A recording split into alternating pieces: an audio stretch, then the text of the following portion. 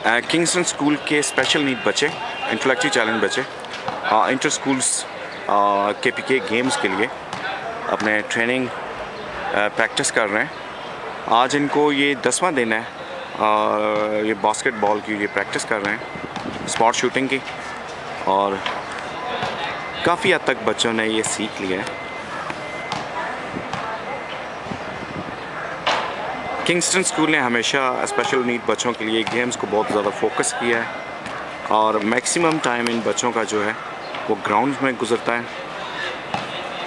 और KPK के लिए हमारी टीम जो है वो बहुत ही ज़बरदस्त टीम है बनी है, और इंशाल्लाह आई एम होपफुल कि इस दफ़ा का जो बास्केटबॉल का ये इवेंट होगा ये किंगस्टन स्कूल पूरे KPK में अपने नाम का करेगा। ये डेली यहाँ पर 3 घंटे की प्रैक्टिस करते हैं बच्चे, और इस दफ़ा एक टफ़ टाइम देंगे अपने कंपोनेंट्स को, अपने अपोनेंट्स को। वेल डन बच्चों, गुड टाइम, गुड शॉट।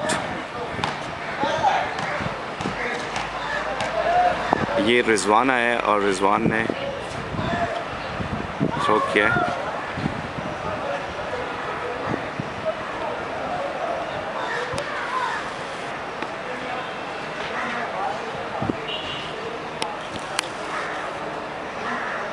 इन बच्चों को स्किल्स देना वाकई एक बहुत मुश्किल काम होता है, और गुड।